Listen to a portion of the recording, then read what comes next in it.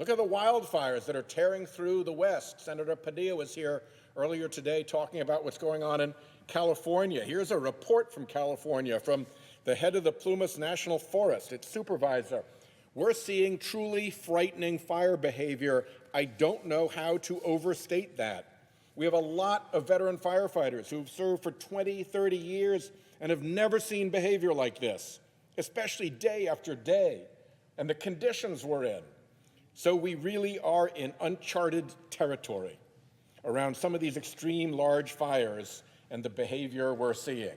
That's the report from the front of the wildfires, but we're not just in uncharted territory with wildfires, we're in uncharted territory with respect to flooding. Here's what we're predicting in Rhode Island. Right now, this is the northern part of my state. Everything you see here that's this bright blue color, that's land right now. People live there. People have businesses there. People have recreation there.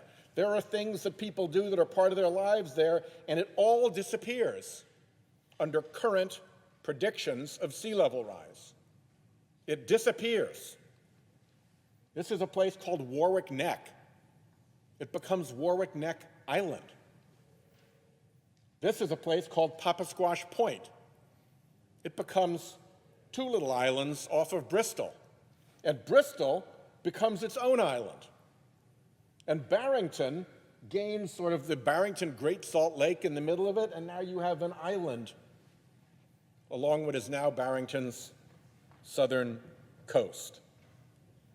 We stop being Rhode Island and we become the Rhode Island archipelago. That is a big change, and if I can stop it, I am going to. Drought. You've seen the pictures of the western lakes at all-time lows, and the dependence of those western states on water is acute.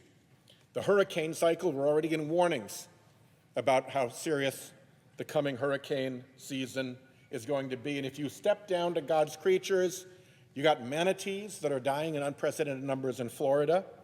Off the northwest coast in the Pacific Ocean, you've got the humble pteropod, a tiny, small oceanic snail that just happens to be a big part of the bottom of the ocean food chain, and half of the pteropods sampled have severe shell damage because of ocean acidification, which is happening because the ocean absorbs the carbon dioxide and it turns it acidic when it happens. I've proven that little experiment from this desk early in the morning once. Our Atlantic fisheries are all in flux, all moving. Our Connecticut and Rhode Island and southern Massachusetts lobster fisheries pretty much collapsed. Species that farmers didn't used to see are now turning up in our waters. There were these horrible stories about the heat that Chairman Wyden spoke about. Small birds got so disoriented in the heat as fledglings that they jumped out of their nests to get away, and then, of course, become prey and incapable of getting back to their nests on the ground. And bird generally and insect populations generally are crashing. We think about this very often in terms of looking back at what we've been through. And we're told over and over again, and we know from our own experience, that this past year has been the worst in the last 10 years or the last 20 years across all of these measures. But I want you to think about this.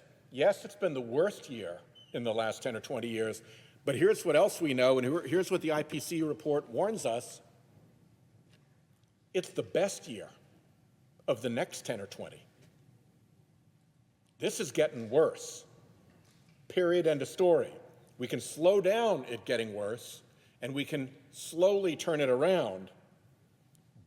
But the disasters we're seeing now are child's play compared to what is coming. So action is now necessary, and thankfully, our timing is such that we have a reconciliation measure starting tomorrow that gives us the tools to take action.